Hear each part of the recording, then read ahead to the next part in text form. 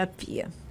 Bom, arte e terapia eu vou falar um pouquinho, depois a gente vai complementando, né, Rê? Sim, um entrelaçamento. Arte e terapia é arte e terapia. Mas não é tão simples assim, né? Como muita gente pode achar. Muita gente pergunta, porque acaba que se junta o conhecimento de arte e conhecimento de psicologia, sob várias vertentes, né? E aí, através desses conhecimentos, são usados como, né, de forma terapêutica. Então, a gente usa arte para praticar terapia, para ajudar pessoas que estejam precisando, né? Através de expressões artísticas, de técnicas artísticas, a gente faz terapia, né? E aí, a Regina, que é psicóloga, pode até trazer um pouco mais de informação pra gente, né, Rê? Sim, eu sou psicóloga clínica, né? E eu uso a arte-terapia como um grande aliado para adentrar, né, esse caminho do inconsciente. Muitas vezes os pacientes não conseguem acessar, principalmente quando ficam aqui no campo do mental, né? Falando, mas tem coisas que não são acessadas assim pela fala, pelo racional do pensamento. E quando você traz uma proposta artística dentro de um contexto claro, né, a pessoa vai expressar aquilo que ela está sentindo e aí ela, através dessa expressão, você consegue perceber e ela própria, né, porque é um processo, não é só a produção, aquilo que ela produziu, que ela fez com as mãos, mas o processo. Aliás, na arte-terapia isso é fundamental, o processo, como ela se percebeu ao fazer isso. Mais do que o resultado em si, mais do que a produção em si. Embora a gente fala das técnicas artísticas, né? Elas são ferramentas. Então, para nós, não importa exatamente a aptidão artística que a pessoa tenha. Isso é o que menos interessa, na verdade. O que importa é o símbolo que a pessoa vai gerar a partir da produção do processo terapêutico dela. E aquele símbolo, aquela imagem, que a gente chama de símbolo, né, que ela produz, vai ter esse diálogo e trazer a informação que a pessoa precisa buscar no inconsciente dela. Aí a gente já começa a entrar em aspectos, né, de inconsciente, né, de conceitos psicológicos mesmo. Né? Tem que ter formação, né? Sim. Porque é uma formação específica? Sim, é uma formação em arte-terapia, é uma pós-graduação em arte-terapia. Mas não é necessário ser formada em psicologia, por exemplo. Regina é formada... eu sou, mas não é uma... A Regina mas eu não sou formada em psicologia. Então. Entendi, mas tem uma... E o curso é um curso superior de terceiro grau? Sim, ele é uma pós-graduação. Ah, é uma pós-graduação. É uma pós-graduação. Então, assim, por exemplo, eu tenho formação em arte, né? Eu já tenho formação em design de interiores, em licenciatura em arte, já, né, trabalhei com educação, com arte e educação, né? Então, eu tenho essa vertente mais artística também. Mas justamente pelo fato de ter trabalhado com crianças e ter trabalhado com a arte, eu comecei a perceber justamente o poder que a arte tem de expressar e não entendia muito bem, né? Por que isso acontece? Em mim mesma, muitas vezes eu estava em alguma exposição, que eu adoro ir, né? Por estar nesse meio. Então, a arte, para mim, em alguns momentos, me causava até cartazes, sabe? Assim, e depois a gente foi entendendo por que isso acontece. A arte dialoga com a gente, né? Aí eu fui procurar entender que processo é esse, que coisa é essa que a arte desperta na gente, né? Então, aí que eu fui buscar arte-terapia. E eu, sendo artista, né, visual, né, professora de arte e tal, também pude fazer esse curso. Não é necessariamente um pré-requisito ser psicólogo, como a gente estava falando, né? Por isso que a gente fala, ela vai juntar os dois conhecimentos, assim como também um psicólogo não precisa ter formação artística. Sim. Né, Rê? Pois é, eu não tenho, por exemplo, essa formação, né? A não ser na formação da arte de contar histórias, que é uma coisa bem específica. Mas essa das artes plásticas eu não tenho. Então, porque olha só que interessante que a Angel falou, que é bom lembrar, né? Uma pessoa que começa um tratamento em arte-terapia não precisa ter essa preocupação mesmo de dizer não sei desenhar, não sei escrever, não sei esculpir. Não vou fazer arte-terapia porque não sei. Mas essa é a diferença. A Angel também pode falar melhor disso, porque ela foi professora de artes. Então, a ideia não é ensinar alguém em terapia uma técnica de arte visual, ou não é essa a Não ideia. é arte-educação, Não né? É arte-educação. Arte-educação seria aprender uma determinada técnica, né? Você ensina determinadas técnicas, mas aí justamente o fundamento é técnico, é para ensinar a pessoa a desenhar ou a pintar, enfim, né? Mesmo na escola, quando a gente está dando aula ali, você está ensinando seguindo um determinado currículo, uma programação. Sim. Né? Embora eu até bem que tentei trazer um pouco mais de arte-terapia para dentro da sala de aula, né? Porque a gente percebe tanto estresse, tanta loucura no ambiente escolar, mas assim, não é um ambiente que favorece muito, a não ser que a gente tenha um suporte para isso também, né? Isso eu falo no Seria dentro muito de uma escola. bom, né? Seria muito bom. Seria Nossa. sensacional. Seria muito bom. Melhor até do que... Quer dizer, necessário também, né? Eu acho que seria melhor até do que arte-educação mesmo, se você quer saber a minha opinião, sincera, a minha opinião.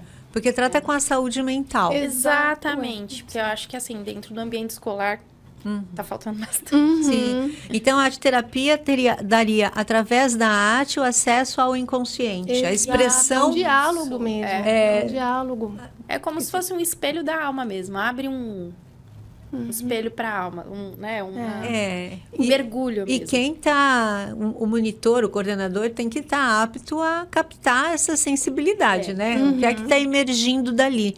Porque eu acho que, será que o paciente, vou chamar assim, né? Para psicólogo é para paciente, para pessoa que não é psicóloga é cliente. O cliente. O cliente. É verdade, porque a gente não tem formação nessa área médica, então não pode falar paciente. Ah, tá. Tá aprendendo. No meu caso, ela pode, por exemplo. Tá, então quem recorre, né, à arte-terapia, ela vai notando o que ela está expressando, é uma coisa também que ela nem percebe e precisa da ajuda do arte-terapeuta para entender ali o que ela está expressando. Normalmente, ela mesma vai se percebendo no processo, né? O arte-terapeuta vai acompanhando ali, né? Ele vai acompanhando, vai fazendo perguntas, fazer perguntas é muito importante, né? Como ela percebe, o que ela percebeu no próprio corpo dela, da pessoa, né? E aí, em algum momento, ela vai entendendo aquilo, né? De que forma aquilo está dialogando com ela. Está falando, está trazendo uma mensagem para ela. A gente nunca pode dar a resposta para o cliente, no caso, né? Então, por exemplo, a pessoa faz lá a produção dela, né? A gente faz uma proposta, por exemplo, com aquarela, enfim, uma técnica mais aguada, e aí sai lá um desenho aleatório, uma imagem aleatória, não necessariamente um desenho.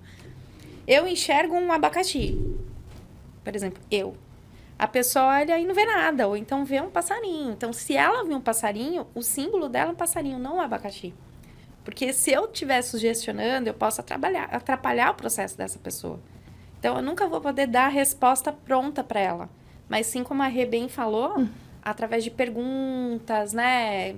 Ajudar a pessoa a se perceber, a olhar para o seu próprio símbolo, para a sua própria imagem e traçar esse diálogo. E às vezes pode demorar um pouco, Eneida, porque nem sempre é assim, ó, pum.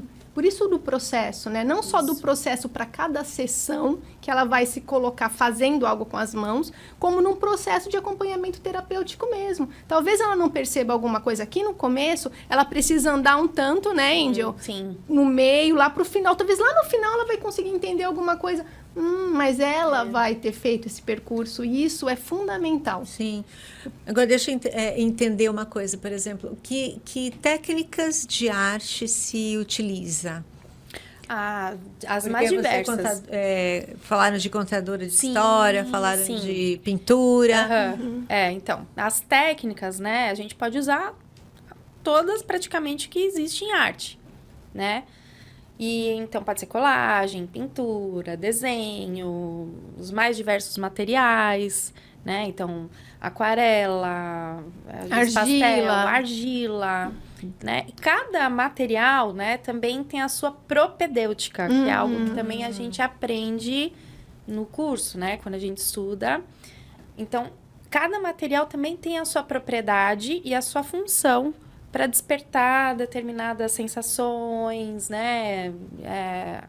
Trazer esse auxílio realmente para esse mergulho no inconsciente, como a gente falou no começo, né? Então, também Isso faz parte, esse estudo, né? Tá. E aí, o interessante também é que você vai entendendo como é que essas técnicas vão sendo usadas, né? Ou colocadas em uso a partir do que o paciente ou o cliente traz. Então, por exemplo, se é uma pessoa muito racional, né? Ela tem muita dificuldade de entrar em contato com suas emoções. No relacional também ela tem problemas. Então, vamos usar, de repente, mais água, mais aquarela. Tem uma relação com os 4 elementos também, que a gente faz sempre na arte-terapia, né? Água, fogo, terra e ar. Então, uma pessoa muito ar, então ela precisa de um pouco mais de água, vamos trazer água. Inclusive, ela pode apresentar alguma dificuldade também, né? Porque ela não tem costume de lidar com essa coisa da água, mas é importante para ela, porque ela precisa soltar. E às vezes a pessoa também apresenta resistência. Exato, então esse. Mas como é que você faz... Eu estou entendendo. Mas como é que você faz essa avaliação anterior ao cliente, paciente, que ele precisa, ele é mais racional, ou ele é mais aéreo, ou ele tem mais dificuldade aqui, acolá, para saber que técnica ou que material usar, ou que... Então, existe assim, mais ou menos não, existe uma sequência de trabalho que a gente precisa realizar, né? Então, a gente, normalmente, quando você vai iniciar um trabalho com um determinado... Pode ser uma pessoa só ou um grupo, né? De pessoas. Você vai fazer o que se chama de atividades de vínculo, que nessas atividades acabam sendo mais genéricas, mas é justamente mais para você começar a criar o vínculo, para a pessoa se soltar, para você conhecer realmente quem é teu paciente, quem é teu cliente, né? E a partir daí é que começa a se traçar um percurso, né? E justamente um percurso. Esse percurso, ele pode mudar, né? Ele pode... Não é uma coisa rígida, né? Mas aí em grupo, cada um vai ter uma necessidade, né? É porque imagina assim, tentando entender mesmo, eu acho que todo mundo quer entender. Porque você pode utilizar artes manuais, contar história, pode utilizar teatro, dança, tal. Você, por exemplo, teatro, dança, também vocês utilizam, ou cada uma tem uma especialidade?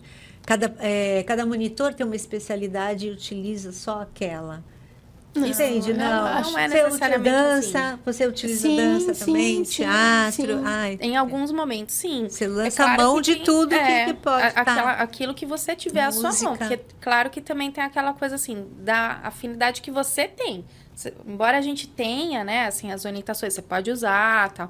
Mas eu, por exemplo, eu não tenho técnicas de teatro. Não é a minha área de conhecimento maior. Então, eu vou usar menos. Eu vou usar sempre mais aquelas técnicas que eu vou dominar. Certo. Né? Aquilo que tem mais a ver. E o que tem mais a ver com o grupo também.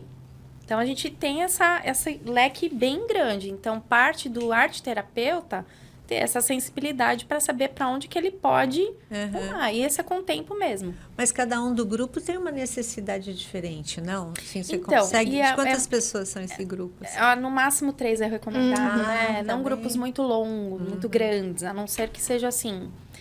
encontros mais curtos, né? Que existe esse formato também de você fazer oficinas, né? De, por exemplo...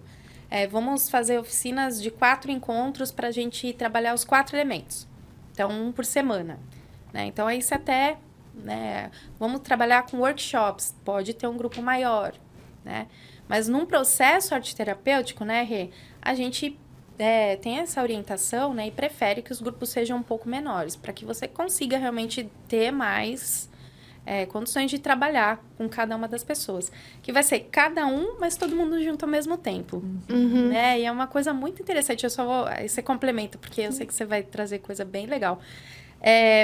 Se fecha um círculo mesmo. Quando você trabalha em círculo de mulheres, acontecem os fenômenos, assim, incríveis, assim. Porque acontece a troca, né? E muitas vezes, aquilo que você não está enxergando, a outra pessoa traz e você consegue enxergar de uma outra forma no seu próprio processo, entendeu? Nossa. Então, é um fenômeno muito interessante. Então, todos participam do processo uns dos outros, juntos. É muito legal. Enriquecedor, né?